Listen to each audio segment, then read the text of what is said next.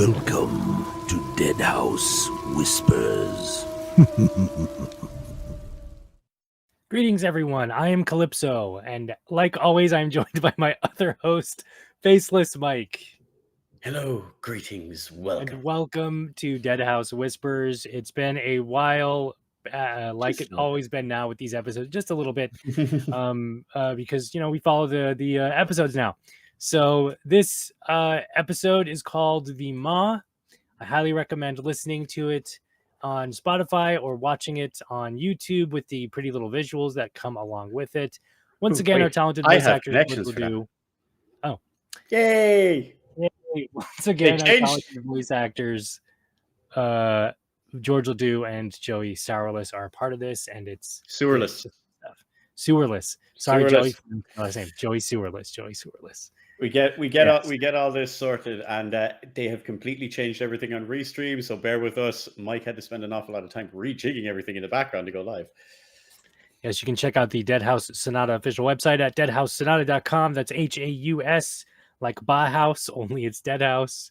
Mm-hmm. And you can follow us all on the social medias, but we'll show all that stuff plenty later in this episode. Well, we got it in the chat, so we got all of that sorted and making sure I keep everyone and everything up to date. And our fun little thing that I have, Calypso. Now we show off everyone. Yes, we have a little thing now. Yes, all the socials right here. Look at that. Just makes things way easier. You got that there. Yeah. Look, you can pull these up over it and all. Excellent. Nice. We have tools. We have the tools at our disposal. We have the ability. And this episode particularly begins with Oct, the month of growth, 221 AD after Deadhaus. And the last time, previously on Deadhaus Sonata, Alaric and Emirax have infiltrated. They infiltrated Anumat. They infiltrated Anumat. Yes, on the Atenite. Thank you.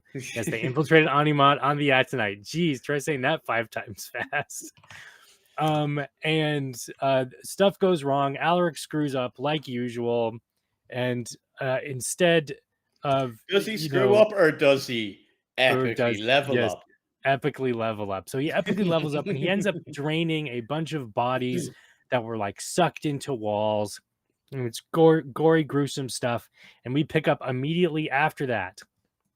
So Alaric is still on the table he was on last time, kneeling, and as he's drinking in this blood, the voices dissolve into him, and he sees the faces of the bodies that surround him and the sights of the cities that he knows and that he doesn't know within this like blood drunk stage or state, and he feels like he's falling.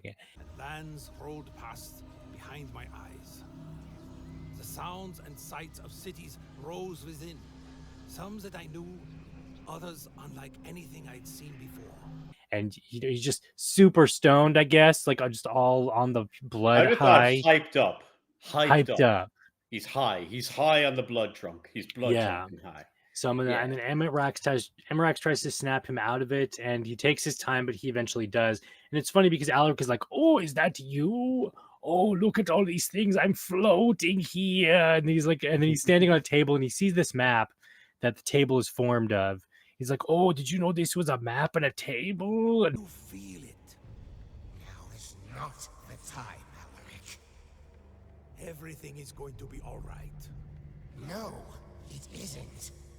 Not if you don't get off that table and move.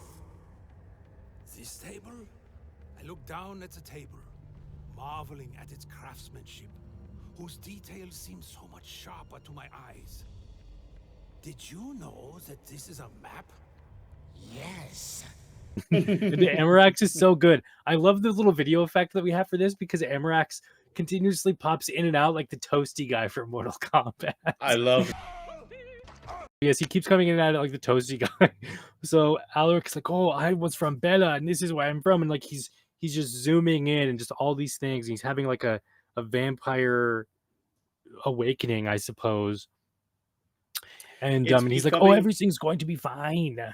It's him becoming a real vampire, because like he's been a vampire, but he hasn't been a true vampire because like up until this, he's never drank human blood. This Very is his true. true thing. He had only ever ingested the blood of animals and stuff like that. Yes, the deer. That's the other thing. This is a callback sort of to the deer. So in episode that I can't remember, he drinks from a deer. I'll put this in post. He drinks from a beer. He drinks from a deer, and while he's drinking from the deer, he sort of gains the essence of that deer. Time is a fading heartbeat of forest halls flowing past me in a rush of green, of dew glinting on grass as beads of lilac on the twilight skies. I was whole. This forest was safe. It was my home. And since the blood of the doe was no more. And senses the forest, and the forest is my home. This is my home. The forest is my home. This is my home. So he sort of becomes the deer at a point. So when he's drinking all of this blood from all these bodies attached to this wall, he is falling and seeing all the cities that he knows that he has come from or that he has visited, and some that he doesn't know, and it's just traveling because the blood is literally the life, and it is encircling him. He has become one with the blood, and the blood is one with him. It's this whole gnarly stuff. One of my favorite parts, while Calypso's getting the technical issues under order, that I have heard no one mention just yet. After he drank the blood, he started getting visions. He started seeing visions of cities, of different empires, of different civilizations. And I've been noticing though that the community has picked up on this yet. I thought this would be major discussion, but everyone's been nice and quiet. No one has brought this up. You see civilizations, are they across time? Are they across space? Are they across different planets? But have you noticed what I was talking about when you're having those difficulties there? The visions of the different civilizations, the castles, the cities, the like empires and all like that. I haven't noticed anyone really talk about these, but yet these are different glimpses. Is this Eustilia? Is this like different parts on Malorum? Is this on different planets? This different times? What about the place that was destroyed under the earth? Remember that Amarak sends Alaric and the ghouls to? That's right, the ghoul mound. The mound. That's remember under the mound there was a city down below of a destroyed civilization. Is that one of them? Because he drained blood like he did with the deer. When he drained the blood and he became one with the forest because the deer was at one with the forest, he got glimpses into the memories of all those people that were interlopers at this interstice of dimensions and time from all other places. Yeah. It's interesting. Like it makes me wonder, where is Alaric going to find out that some of those come from ghoul hood? Like they're humans, obviously. I guess he drank the blood from, but were some of them, trapped in the ghoul cave and like other places that, we will see? Where did some of them go to the ending of this episode area and come back? Or are these completely different people from different planets, from Colorado? Yeah, exactly. Like any of the known rest of them? We don't know, and it's awesome. This is going to be epic. Alaric eventually snaps out of it thanks to the help of Amarak. It will be all right. No, it won't. Alaric hears footsteps approaching. I loved all of that. And Alaric is kind of in a daze, a bit of a high, if you will. Alaric's visions focus on the map of Beller, where he is from. And then all the bodies approach. He hears wet footsteps, and then, a bunch of undead zombies or whatever, thralls or whatever you want to call them, show up. And Amrax is like, run, dude, run, get out of there. And Alaric, full of confidence, says, shall we dance? Shall we dance? What? And thus the attack begins. I just love that. You can't kill all of them. Is that a challenge? No. I love all of that. It was fantastic. The chemistry between both of them in this is absolutely excellent. Yes, it's fantastic. And as you were saying then, shall we dance? Alaric begins to attack the bodies surrounding him, and he finishes dispatching the bodies around him. That's a quick one. So he's attacking these bodies, and he's zooming in and out like lightning. Just and the heads of 6 dead men cracked open, struck in nearly instant sequence by 6 Alarics. My foot returned to the table before the black fluids from their broken skulls splattered to the ground. Hello, you. You have 6 or 7 Alarics. Kitty. Yes, you have 6 or 7 Alarics surrounding and attacking these bodies. Their bodies, however, did not fall. You can't kill them, Alaric. Is that a challenge? No! Grabs a sword, and then all the Alarics have a sword. Another one cuts off a head, and then another Alaric over here cuts off a head, and then another one, stabs someone, and then another Alaric behind the guy stabs the guy in the back. And one of the Alarics stole a sword, and then all of the Alarics wielded it. The dead swung their arms, but as a blade would pierce into one Alaric, his image would blur out of place, reappearing in an instant behind his attacker. And just keeps going until like they're gone. Like all these bodies are just mutilated. And then we get a great line from Amarak. They are no more dead than they already were.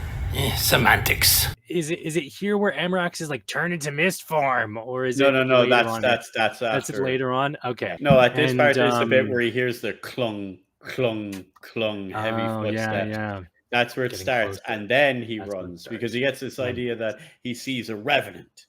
And he's like, that is a problem. Get out of there. He's like, I can defeat it. It's like, that's not the point. Amarax is like, you need to find a maw. Yeah. We don't go into any explanation of what that is, but Alaric goes to the hall. The Hall of Hollowed Maws. Apparently, Alaric winds up. There's 3 stones. In the episode, I thought this was like, oh, it's going to be a puzzle. It's going to be a freaking Blood Omen click block, like switch puzzle, right?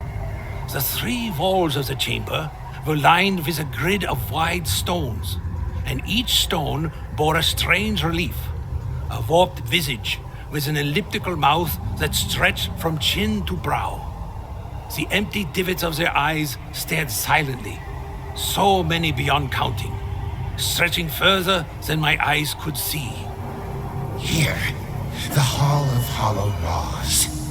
We need one. Anyone? No, that's later. No, I was wrong. Alaric tries to take one of the stones, but if he finds that when he's going towards it, it's sucking him in. And you can't, and like he has to be very careful to take one of these stones out of the walls. Hello, Gil. He has to find one of these stones. He has to be very careful when grabbing this stone, because he notices as his hand gets closer to the mouth or whatever, he starts to suck him in. So he can't touch the mouth, or bad things will happen. Touch the mouth. There's a long mouth slit, and then there was 3 like punctured eyes or holes. something. Yeah. And then why must you always require difficult things? Because I'm a complicated person, says Amarax. A tramp of armored anyone feet. Would do it. Exactly. A tramp of armored feet comes from behind Alaric, and it's a revenant. Alaric recalls seeing one of these revenants at Fort Zystra. Whether it's the same revenant or not is unknown. I think it is in my own headcanon. And then we get the tutorial boss fight. That is a problem. Oh, please. I just took 50 of them. Those weren't merely reanimated. That is a revenant. The obligatory tutorial boss fight. Yeah, we get the obligatory tutorial boss fight. It's so cool, man. And then like there's a bunch of game references in all these episodes, and this one it was like an immediate Mortal Kombat thing to me, because the way that it looks is, you have Amarax zipping in and out of looking like the toasty dude from Mortal Kombat. They're both standing on a narrow platform high above things or whatever, I guess. It's like it's so cool, dude. Funny, that's what came to my mind as well. We've got Mortal Kombat, we've got like Revenant versus Vampire. Fight. Yeah. Round 1. Damn well should be. Fight, and it's really cool because Alaric is still doing like he's zipping in and out, and the Revenant is hitting him, and it's like it's this great fight. And there comes to a point where I think the Revenant, it's either now or it's later on. Like I know the Revenant throws his hammer. And then does a God of War pullback or whatever. That's a bit later. So at this one, Alaric is like, okay, I'm in trouble, but I'm going to fight him anyway because I ran before, but I'm a vampire now and I have the power to do this. And he takes him on, and the Revenant tries to hit him, and he's like, oh, I can dodge. This is easy. This is going to be fantastic. He's slow. And he starts hitting at him, and it's not really doing much. And the Revenant takes 2 or 3 other swipes. He's getting a bit quicker. He said it wouldn't be dodgeable for a normal man, but he manages to be able to dodge it. And then he starts really ripping into the Revenant. He starts stabbing it in the head. He notices because there's like a break in the armor in his face. He's like, we're going to stab it through there. And he lunges the sword through it, and he starts causing it heavy damage. He's like, yes. And he smashes the head, and it hits the ground. He's like, yes, I defeated it. And it's like, Amrax is kind of like, yeah, you need to get out of there. You need to get out now. And he's like, no. He's like, and then the fire starts. Oh yes, Alaric loses an arm. I forgot that Alaric loses an arm. It stands up, and we have a bit of a Hulk moment where he suddenly gets grabbed by the leg and picked up, and as it was so beautifully described, he started beating him off the ground like someone beating dust from a rug. And then all of a sudden he realizes that he gets picked up by the leg and then grabbed by the arm and then pull, and instead of pull, and he said trying to pull back against it was like resisting against a fortress, the walls of a fortress. And then he's like, what do I do? And that's when Amrax chimes in, misform, and he goes through that, but not before losing an arm again, because he's just forever. If we ever see NPC Alaric, check if he's got a hand, because he's probably missing a left or right arm. There is a cool line when he first beats the Revenant. It's a total like, I've defeated you. He goes, I spit at thee, and then he even makes the motion. But even though he has no saliva, he still makes motion. It's super cool. The Revenant stirred no more, and I stood above his battered form. I spit at thee, I said to my fallen foe. Though my dead mouth made the effort, it had no spit to give. And I think he blasts him with some telekinesis in that as well. So like it's cool stuff. Totally, throws Ard and everything around. Then mist form, and he runs away, and then Amrax once again, he's super sassy and he's so great. And then Alaric goes to grab the maw because that was his original task. So he grabs it. Don't touch the maw. You can't freaking touch it. Alaric grabs it carefully. He can barely move with it. So it's like you're carrying something super heavy. You can barely move. What do? Alaric's freaking out because the Revenant is coming towards him. Amrax at the very last minute opens up a nice little green portal. They back to the Atenite. They step through and they're good. The portal closes, all good. But then we hear banging through the walls. I love that. Yeah. I love this bit because the best line ever is the wall starts to give way. And Alaric, in a shocked expression, turns to Amrax to say, I told you not to strike him. Isn't that Ivatanium? It doesn't matter when they're angry. Oh, okay. Am I good? Gil, yes, you're good now. Wi-Fi. You're slowing it down. My cat likes to sit on the Wi-Fi box, and she slows it down when she's sitting on the Wi-Fi box. That's how she gets her power. She's absorbing the Wi-Fi. She's absorbing the Wi-Fi.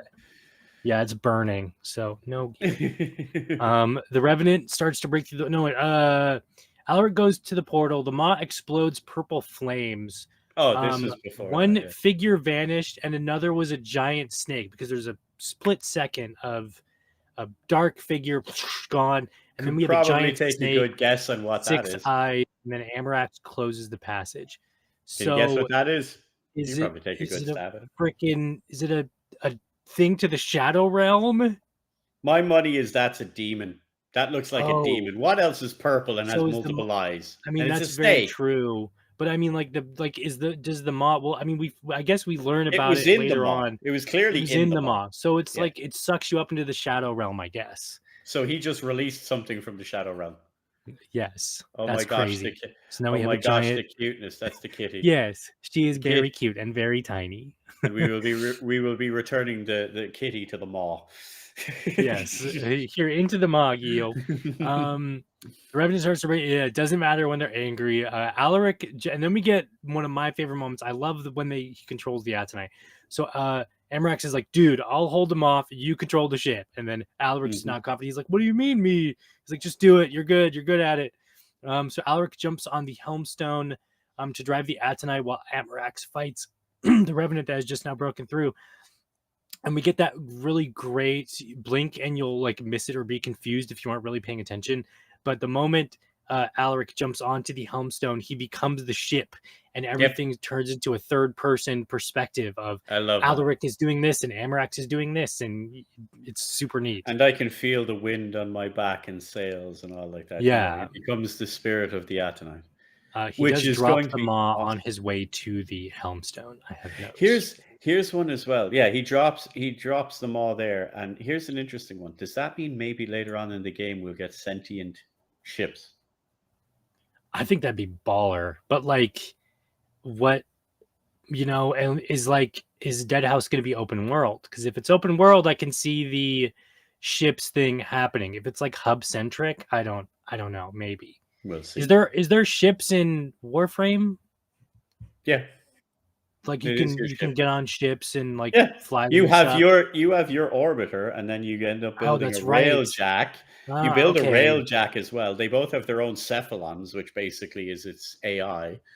And then there's like the other stations and stuff like that as well. There's a whole lot of that in Warframe. Okay, so if there is Atenites, I think they might serve as an orbiter, maybe a hub area sort of thing. Like here, pick your mission on this cool ship, fly around. It'd be neat if we could control it though, like Black Flag style controlling a ship.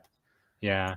Who doesn't want to sail their flying ship through the etheric sea? Exactly. That sounds so cool with the storms and everything going on. Amarax fights the Revenant, commanding it to fall, and the Revenant actually does. And then he starts to get angry. So it's like, is Amarax that powerful that he can control a Revenant, even if it's for a moment? Yeah, I'd say so. Is he that old of a lich? I'd say he's very powerful. There's something I just remembered. During the bodies thing in the very beginning of this episode, when all the bodies are running, Amarax says, "You still have time. They're waiting for a command. The Lich probably doesn't know." Yeah. Or doesn't realize that we're here or something. So like there's a Lich controlling all these bodies. Nice. And maybe the Revenant also. So is it really Amarax fighting the Revenant, or is it Amarax fighting another Lich through the Revenant? And it's power battle. Well, they're more worried about Deadhaus finding out they're there, because they're technically fugitives at the moment. They're like, on the run. They're on the lam, so to speak. So who is the lead Lich of Deadhaus that he's worried about? Very. It's interesting. Is it someone Amarax knows personally, or is it just another Lich? Because they just, they're all sort of isolated creatures almost, I think. When his conversations with Alaric, he refused high positions in Deadhaus. He has said that's true. So he would know. He would probably be acquainted. Now, whether he remembers or not, because he doesn't even bother remembering about killing that dragon, that's just a memory in a stone somewhere, That's he mightn't actively remember, but he will be aware, because it would be an enemy or an ally depending on the scenario. So he would keep that knowledge. I can hear Alaric now. Amarax, you know that Lich? Yes, that's my brother, Anthrax. I doubt it would be as ham-fisted, but that would be funny. Oh no, that would be funny. Amarax does his fly attack again, which is cool, but it doesn't work. It doesn't do anything. He then uses magic controlling currents and creates a barrier, but the Revenant counters it. There's all these cool moments of him just popping off like wizard stuff, and it's super neat. So he summons a blue barrier. The Revenant's so pissed, he just fuck it. It just breaks through it. And then he shoots a black fog or stream, striking the Revenant, and the Revenant drops to his knees again. But then it travels through that stream and it burns Amarax with a violet fire. And the Revenant calls his hammer again using the God of War attack, which is or just cool telekinesis grabs, I guess. And smashes the Helmstone as Alaric gets shot outside from controlling the ship, and then the Revenant grabs Alaric and throws him overboard. So we have this really quick moment. Amarax being on purple fire, trying to counter it. The Revenant gets up, breaks the Helmstone, and then grabs Alaric and throws him overboard. And Alaric starts to, I'm falling. I'm falling! You're falling! We're falling! He's falling. He says, so the last time it was definitely Amarax that was holding me up. Yeah. Alaric turns to Mist again very quickly, still falling, but because he realizes, wait, Mist form isn't having me fly. What? This is madness. And then he bat form. Bat! Screw this, I'm flying. Who's with me? Bat! Bat! Great. Turns into all these bats. Like, I think it's really cool because when he's turning to Mist, he feels something else calling to him, like, oh, I need to do something because this isn't working. So he gets that feeling of like fluttering and wings, and he can sort of sense it, and then Blood omen bats. Blood omen bats. Yes, that's right. In bat form, I can travel great distances with ease. From my vantage in the heavens, no region of Nosgoth is forbidden to me. Very start. That's how you transfer. The very start bat form, yeah. Arriving back on the ship, the Revenant didn't notice or care about Alaric, just as he raised his hammer to kill Amarax. Alaric throws a cool TK blast, and then the Revenant goes overboard from that. So he super telekinesis, and the Revenant starts falling. And then he throws his maul as he's falling, and it arcs, hits the ship, it misses them, but then it cracks the ship. So this thing, this maul is massive. I think I'm missing something else here. There's a bit where Amarax. There's the maw, right? He has the maw. There's another part. It was earlier on, whenever he had the first maw, he used it and trapped the Revenant in it. And then instead of burning with fire and all like that, as he was escaping with another maw, and it exploded, and that's where the snake and the Revenant came from. In this one, then the maw is still there. It's on the Atonite. The maul from the Revenant is there, and Amarax picks it up and notices the inscriptions on it about the mirrors and about the awakened. He says, wow, this guy's like killed a lot of awakened. And then he's like, oh, and he was here at the fall of Ustilia. It's like, wow, you really messed up. We killed an important dude. Like, greetings, Varrett. Amarax gets up a bit disoriented, saying weird things like the dream. I do love that. Dreams cannot die. Of course. Break ritual. Hide them. Dream Eater. Says all these crazy things like he's trying to come back to his body. He's lost in the void until he finds his vessel again. Just don't forget, he only has one phylactery now, and that's Alaric. That's right. Before, he had many, which would grip him back. If his body was destroyed, it means nothing. He could be brought back. But now he only has Alaric for the minute until he makes more. So if something happens to Alaric and he gets destroyed, that's it. He's gone. Yeah. It makes me wonder, are we going to get a phylactery potions lesson, essentially? Oh, phylactery tutorial. Oh, yeah. Down the line, maybe. We have a lot of bridges to cross before we get there. But yeah. But he does that, and then he gets back and he starts doing the skitching, as you're saying. Like, he's kind of skitching when he comes back. He's kind of saying random weird stuff that he's clearly not talking. It's, to me, it came across as like, this is knowledge and memories that Amarax has, and it's like a record skipping or like a hard drive, like fragmenting and formatting. It's like it's like destroy, awaken, consume, dream eater, eater of dreams, death doesn't die, dreams don't die, and all this kind of stuff. And put it in post there, it'll have that. He starts mentioning these things, and it's very much like a record skipping until sorry, I was nearly didn't make it back there. Yeah, I was trying to find that song to rewind, and I missed my favorite part. He reads the inscription: the Hymn of Shattered Dreams, Litany of Mirror. The Corpus Artificum inscribes deeds of worth amongst your armaments. Yep. So what were the ones? There are inscriptions on the haft, a hymn of shattered dreams, and a litany of mirrors.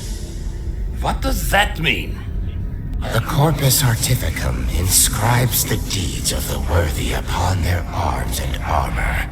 Through the telling of the story, they are imbued with power. These inscriptions were earned by slaughtering the awakened by the hundreds, and for storming the gates of Ustilia on the day of the Black Sun. A pity it came to this. So we get a new weapon. We get a brand new weapon unlocked that Alaric can use. We get the Maw. The only thing, it's the only thing that can kill a Revenant is their own rage. So even though the Revenant has been thrown overboard, the dude is still kicking. And not dead. Oh, and Alaric's like, oh, I killed one with the Crucible. The Crucible. The only thing that can kill it is their own rage. So what you did was you overloaded it. Alaric overloaded the Revenant with the Crucible, and that's how he killed it essentially. Because it got super, super angry. He just like I love how cheeky Alaric was about it. It's like, I killed one once. No, you didn't. He's like, well, it was a pair of legs when I was finished with it. It's like, you didn't kill it. You overloaded. Like, he was like, yeah, I did. No, you didn't. I did. You know, it's kind of, no, you overloaded it. You didn't kill it because necrotic energy can't kill the dead because they are necrotic. Yeah. You know? Alaric's hands begins to tremble, and then we get blood withdrawal. We get Alaric the Junkie withdrawals of blood. Alaric the Junkie. 2 more items, and so now we need 2 more items to complete the quest because the rule of 3s. It's always the rule of 3s. Always.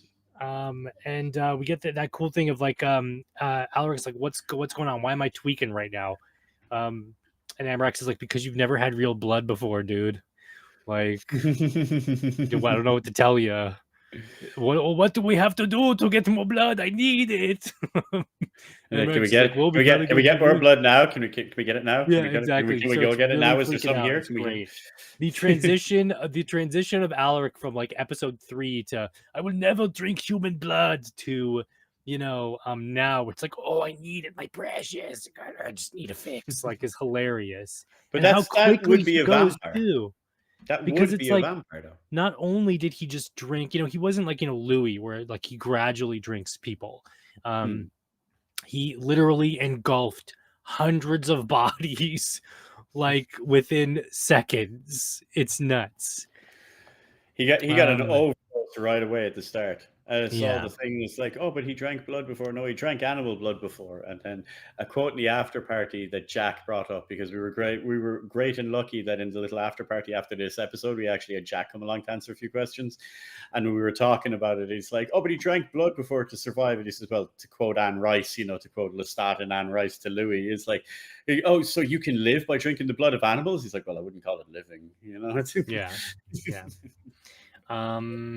There's 2 more items to complete the quest. I didn't write them down or forgot what they were. Because that's the whole thing is here. They're here to collect things. So they have the Maw. The Maw is 1 apparently, right? Yeah. The items. So they need 2 more. Which I'm they sure needed 2 more items, and he's like, "Where will we go?" And he says, "Hang on." And they're like, "We can't steer the ship. We don't know what to do." He's like, maybe if I focus on this stuff and all like that, if I focus on the sails, I could like push it. And he's going through all of this. And then we get to an issue where he sends Alaric downstairs, and he goes down, and there's this cool, weird gizmo thingy going on. And he had given him the jewel from his headpiece to armillary conduit. Armillary conduit below the decks. He wanted him to go down there and take the little gemstone that he'd gotten, which was a piece of, which seems to be essence, because it seems to make the same kind of noise, and it's the same color as the essence magic or necrotic magic, right, for Deadhaus. And he goes and puts it in the conflux, and it starts hymning and making the same noise as the crucible. And then everything gets bathed in a green light, and it starts humming and drumming. And then everything starts getting bathed. He goes back upstairs. He's like, what are we doing? It's like, and in a blink of an eye, he says, everything fades to green before it faded to black. And then he's like, what the hell? And Amarak says, like moves flows to like. Through like. Yeah. This like flows to like. And this is where they needed to go. And he says, Alaric is like, the stars. I haven't seen them in so long. He's like, wait, I don't recognize these stars. Where's this? Where's that? And then Amrax comes out with one of the greatest lines that I've been waiting on for ages for it to go public. Saw them for the first time since I had fallen into the etheric sea. Stars shone overhead. I gazed at them in wonder for a time before I realized that I did not know them. Where is the sign of the stranger? Where is the Terum? Visania? They may not pass here, as they yet live. I don't understand. For only stars that have died may shine in the realm of the dead. So did they enter Deadhaus? Like legit No, Deadhaus? they're in the land of the dead now. This is the realm. Because don't forget, the etheric sea is a realm between realms. It's the interstice between all realities, and like that's where magic. It's the sea is actually formless magic. It's magic without essence. It's magic without form.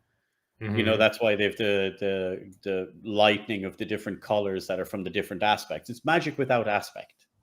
So essentially potential. And then that exists between the realms, and they needed to get to the realm of the dead because that's the next thing they need is there. And he's like, "Oh, I don't recognize these stars." Yeah, because they're dead. And that means Alaric's in trouble because I don't know if there's a lot of blood there. Well, we shall see. I have a feeling Amrax is going to be like, "Hey, complete this impossible task for item number 2, and then I'll feed you." You know, he's totally going to use his blood addiction as a crutch and a bargaining chip to keep definitely having Alaric do what he wants.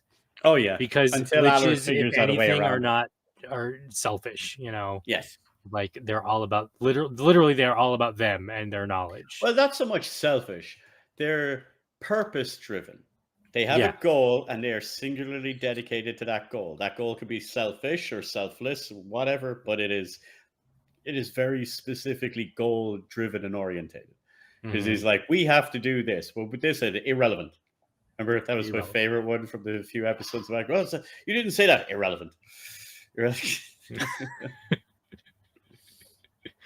It doesn't matter because I said so. Like run. Right. Every interaction between those two for the past 2 episodes has been fantastic. And that is our episode, folks. Yeah. That's the Maw. That's the Maw. That's the Maw. So, thoughts and opinions, Calypso, musings, and where we're going forward. All right. So, thoughts and opinions is I liked this episode. I thought the Mortal Kombat fight was cool. Amrax and Alaric are always good, you know, in partners in an episode. I think it's great. I need an episode where they are with the ghouls. So they that you have to hear Amrax interact with the ghouls. If that doesn't happen, I will be mad. But I have a feeling it will, because why have such a good introduction episode to them and not have them constantly come back and, you know, have the trio, the like, three ghouls. Stooges of the undead, you know. Yeah, they're ghouls. They're barely sentient. Like when they're clearly not. They're clearly very intelligent and very well developed. But I want to see that interaction. I think we're gonna go see now. Well, they're in the land of the dead. So what they had to go to Alalmat to get the Maw, the important like soul sucking portal thing there. So they need essentially a thing that sends you to a shadow realm. Then they need something else that probably is, you know, that is parallel to it or counters it in some way or feeds on it in some way, like is symmetrical with it in some way. So they need to go to the land of the dead to get something. I'm guessing it's going to be, you know, the dead heart of this thing, or, you know, some other ancient relic from this area. And then they need a third item, which might be something living, because they've been in between, because Lalmat's in between, right? So they've been to the in-between realm. Yeah, Anumat's in between. So they were in Anumat's in between. Malorum. So they've been to the in-between. They were on Malorum, and then they used the nunnery conflux to like pass through that reality and into the etheric sea, where they hopped aboard the Atonite. They went to Anumat, which is this like, what would we call it? It'd be kind of like a capital city for the dead in between these universes, but like they didn't build it. It was there long before that. They've taken it over. In the interstice, they have now used this and gone through that realm. So they've gone through 2 levels of reality, and they're down into the land of the dead. So what's going to be next? You know, what do you think? Well, never. What do you? I know exactly.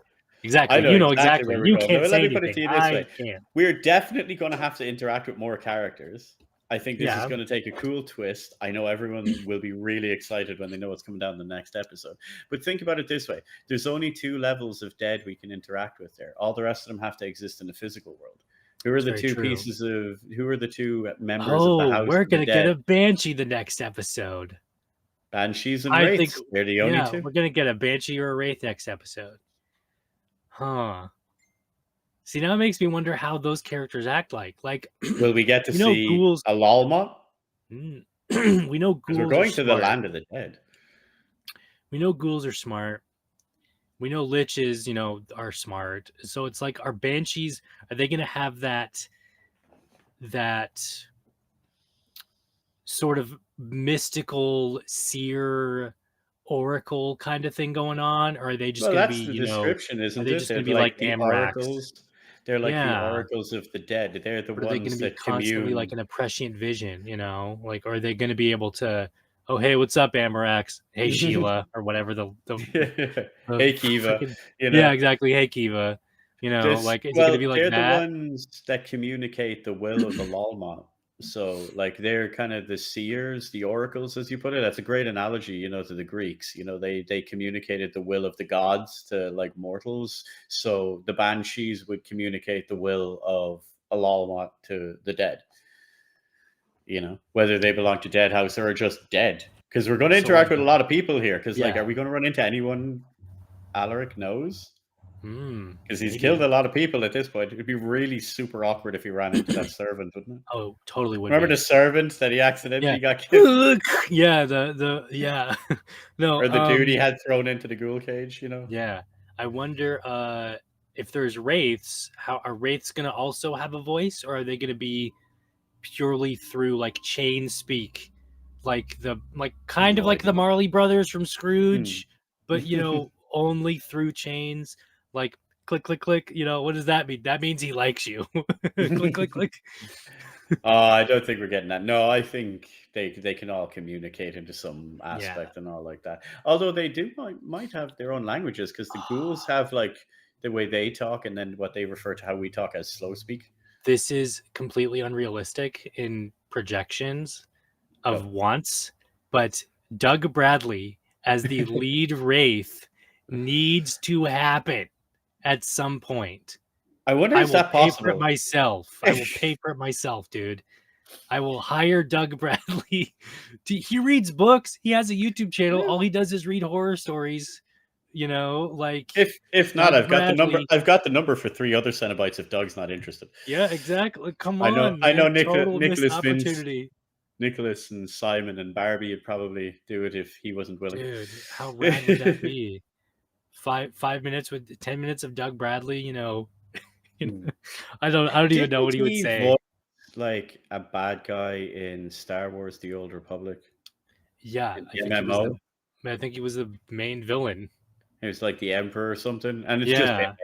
It's just Pinhead. You can dress him up whatever way you want, but the voice. Exactly. It's still just Doug. It's just Pinhead. It's just Doug Bradley. No, there's another Doug Bradley. If you guys haven't played Scorn, it's a walking simulator puzzle game.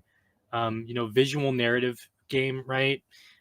Doug Bradley did all of the trailers and promo work for it. So it's like, if there wasn't any Hellraiser, Geiger, Lovecraft connections during the original game, you got Doug Bradley doing all of the trailers for Scorn. So even if Scorn, if you guys Google it and it's not your jam, just watch the trailers, because it's Doug Bradley just talking. It's great. Like, yeah, dude. Oh man, Doug Bradley as a wraith. That's a dream. That's a wish right there. There you go onto the Deadhaus website, onto the forums. Can we please get Doug Bradley? Yeah. But so if you have that, then who would you put as Kiva? I would. Who's going to be Wraith? Who's going to be like we have our main characters. We know as the amazing George, who voices Alaric, is Nagaztak, right? And we have all of our other characters and all like that. We still don't know who Kiva is yet, though. For a voice, there's a couple. There's I'll bring up Hunt Showdown in a minute. But the AAA, the lots of money wish would be oh god, bring you always bring have to get expensive, don't you? I know exactly. The lots of money wish and the completely unrealistic expectation would be bring back Anna Gunn, who voiced Ariel, to be Kiva in Deadhaus. You know, bring back OG Ariel. She's huge now, obviously. Of asking for Simon back. You know, exactly. So barring that, pushing that off to the side, because that's a default. Everybody wants it wish. You know what I mean? So there's a lot of voice actors from Hunt Showdown that do the narrative lore stuff that George could probably bring in for Kiva. There's one character who quite literally gets possessed by a witch and does the back and forth like, oh, I'm a regular person. So like, you know, something like that would be cool. You know, they're good voice actresses too. I put the lore stuff on my YouTube. You could listen to it all, but there's a couple of voice actors who are from Hunt Showdown. I could see George just simply importing because it's all the same team pretty much. I'm pretty sure Cabo Foster did a trailer or two for one of the recent Hunt Showdown event things. Our fetid prince. Yeah. I'm just looking forward to it, you see, because I have to sit and play devil's advocate, pretend I know nothing, but I know what's coming down the pipe. Yes, I think everyone's going to be very this excited is, because like the last half of these episodes is just me spitballing and you can't say anything. But every time though, you'll notice that people have ideas and then Apocalypse throws everyone a curveball. Yeah. And it takes a hard left or a hard right. No one could predict where they're going the first time. No one was the second time. Everything has been wildly off kilter, which I think is fantastic, because if a story is too predictable, like, you want it to be a certain level of predictable, because if it just goes wildly insane, it makes no sense and it's difficult to follow. But if it's too predictable, it's boring. No one likes boring. And they want to get through it. And have you noticed the lengths of the episodes? They got longer, but now we've got like a proper normalized thing now. And it's really interesting. And again, another shout out to the voice actors. We've got Joey and George, are amazing work, but also a big shout out to not only with Jack and Dennis, but to Felipe. We got Felipe to jump into the after party to join us the last time. And like, he's the sound guy. The amount of work that Felipe does, like, oh yeah, we got, thanks for that little interview, and by the way, Felipe, thanks for that, for like your background and stuff. That's neat. There you go. Sound stuff is just as difficult. Gee, thank you, Lilith.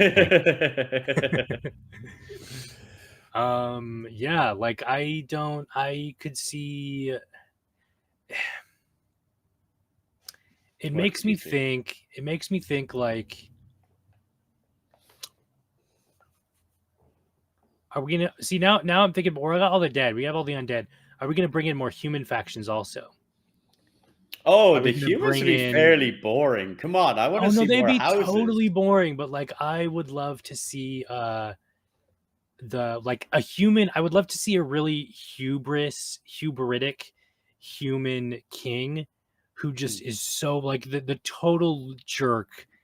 You know, who's like the not necessarily Mobius like style jerk, but you know, up there, like just really arrogant, really, you know, oh, I know everything, I'm better than you, and then they just get who's whipped. in charge of Gelros again? That would be interesting. Yeah, that would be interesting. Someone agreed to the tithe, didn't they? Yeah, they did. Yeah. So, yeah, I loved some human, some like just really loser human to just be there, and to, you know, like you actively want this person to die throughout the entire series, but they keep scraping by just by that much. It just gets, and you know, the buildup gets ridiculous. Yes, but without the ordinary, the extraordinary cannot properly stand out. Very true. Very true. But there you have it. Like, I think it would definitely be one of those despotic a-holes that's running Gelros. It's like, some of you may die to let the rest of us live, and this is a sacrifice I am willing to make. You know? Yeah. Oh man, don't even get me started on wanting John Lithgow in this game, dude. But they're like, when you get into that idea, I like the idea that, like, I want to see more houses and all like that. But when it comes to the game itself, and we get like further stories on down the line, because as it's been said many times, these are not going to stop when the game comes out. These will be continuing on. These will always be another story that you will experience Deadhaus, the world and the universe that it exists in. I would love to see, as players that are playing the game, having the radio plays begin to explore like mundane humans. The mundane humans of Gelrus, we got of some of Thacia, that. of all like We that, of got- what their lives and worlds are. Like, the guards at the gate posts and the people that were trying to protect Fort Zystra when it all went to crap. Well, we kind of got some of that in the first season and a little bit in the second Yeah. season, especially with like the how the gold works and the tiers of humanity, essentially, which is cool. But yes, I would like to personally see it expanded, because the only real stuff we got from that was through Alaric's perspective, through working for Thacia. We didn't get to see Thacia itself or Beller, none of that stuff. Like, I would like to see that. Beller's still there? I mean, because remember when he was on the table and the blood he was went back to dripping his down, house, he's like, right? "This is Beller. This is my homeland," and all like that. It's like, and then Amaric's like, "Get up, get up, get up, get up." Yeah, it makes me wonder, like when he, I think he went back to Beller. Yeah, when he was first a vampire, he dug himself under the ground, and it was totally a necroscope moment. Yeah. But which is great. Please, everybody, for the love of God, go read the necroscope books. What? But will people resettle it again? Yeah. Oh, yeah. Will humanity rise up again, or have the Awakened just completely destroyed everything? What way is this going to go? That's a good question. It's a good question. I saw a video of, I'll link it to you, and maybe I'll put it in here also and credit them, which would be nice. But I saw a video of this girl going over like the oldest still standing castle or something, or church in the part of England she was from, right? Although I found it a bit creepy to be alone in there, it was well worth it. Most of the remains we have of Landcourt are found here, in the 12th century Church of St. James. It is beautifully preserved. Yes, that's the original medieval baptismal font, the top of which can be found in Gloucester Cathedral. It dates from 1120, is made of lead, and looks like this. But it was occupied until like 1825. So from literally medieval times, like 1400s, to 1825, until they actively started to push those people out of that area for some sort of expansion or whatever. It was when it was still occupied. So Beller might still get reoccupied or fixed or something, even though it's literally surrounded by Awakened at this point, I think. Well, it's the unfortunate halfway point between where the Awakened have taken in Thacia and where the dead have taken. Yeah. Will Beller become the last bastion of humanity? And the saving will it pull a Willendorf and become the last bastion of humanity? Unlikely. Unlikely. But I look forward to seeing where we're going next in the Land of the Dead. That's the key one. Yeah. Oh yeah. Well, only a few. Only a few. When's the next episode is? Do you have it up? No. Hold on. Do we have a schedule for it now? November or December? Well, ours was delayed, so it will either be October or November. I'm not too sure. I have 2 days down, but I'm not too sure what our official date is because I'm looking at events. Well, we just got this episode was October 8th or something, I believe, right? So most likely November, ending of November, early November. Oh well. Yeah, so you'll that's when the next episode. You'll have to keep an eye on the Deadhaus Discord for that, because that's where we'll be announcing it first, and then you'll be able to go through all of that through the official website, deadhaussonata.com, as you'll see down below. Yes, and all the Twitters. That's what the tick is for. We're all here. You have no excuses not to follow all this social media crap, because it's all here. We know you're doom scrolling anyway. Do it exactly. But yeah, we can wrap it up for there, and we will be coming back with a little bit more information, I think, onto the next one, because you're getting more and more secrets about how Deadhaus works as we go through a lot of these. Like, we've learned that they inscribe their weapons with deeds. Yeah, that's interesting. We also have Alaric giving previews of vampire abilities, which I think does the inscription? That's the question. Is the more inscribed your weapons get, do they make the weapons stronger? Is the Revenant's maul, is the Revenant's big friggin' hammer so powerful because he slaughtered a bunch of Awakened and because he's just been around a long time? Or is it just because it's a big friggin' hammer that is being wielded by an angry Revenant? Does it matter when he's angry? That's very true. It doesn't matter when he's angry. It doesn't matter when they're angry. And with that one, I think that's a good one to finish up on Calypso for today. I think so. Yep. So that is us for Deadhaus Whispers. And I can get rid of this, and I can do our little thing that we had at the start there. Welcome to Deadhaus welcome to Deadhaus Whispers. You'll be able to follow us. I'll allow you, sir. There you go. You can follow us on Twitch at Deadhaus Whispers. That's Haus, again, like Bauhaus, not Deadhaus. You can follow us on Twitter at Deadhaus Whispers. You can follow us on the YouTube at Deadhaus Whispers, which is chances are you probably are watching this. If you're watching this, you're probably already watching it on YouTube. Yes, we are on Spotify as well. You can and follow Apple me Podcasts on Twitter. And all of that. Oh yeah, all that stuff too. You can follow me on Twitter at Calypso694. On YouTube at Calypso694. You can follow Faceless Mike at The Faceless Mike on Twitter and X, on Twitch, on Instagram, Deadhaus Whispers. We're everywhere, people. We are everywhere. Yes. And then, like as always, check out... You just infected everything. Yes. And as always, check out the official Deadhaus website for all info, official and upcoming. And just a little hint, because I'm going to drop it in here because I know a lot of people didn't notice it yet. There's been new stuff added to the store for anyone wanted to pick up merch. Yes. Go buy the merch. And we'll call it at that for today. So it was fantastic seeing everyone again. It was a little delayed because due to outside circumstances, we couldn't always cover everything. And we will be covering all of this later once it's get re-edited up on YouTube. Yep.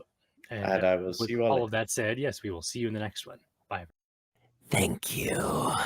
Much appreciation from us, yes, for listening to Deadhaus Whispers. Ah, yes, thank you for listening to Deadhaus Whispers with Faceless Mike and Calypso. They're lovely people. Don't forget to like and subscribe, or I'll find you. Hello, fellow fans of Deadhaus. Follow Deadhaus Whispers, or else. From the creator of Legacy of Kain and Eternal Darkness, Deadhaus Sonata is a narrative-driven action RPG in which you take the role of the undead and fight against the living. Visit us at www.deadhaussonata.com for updates on development.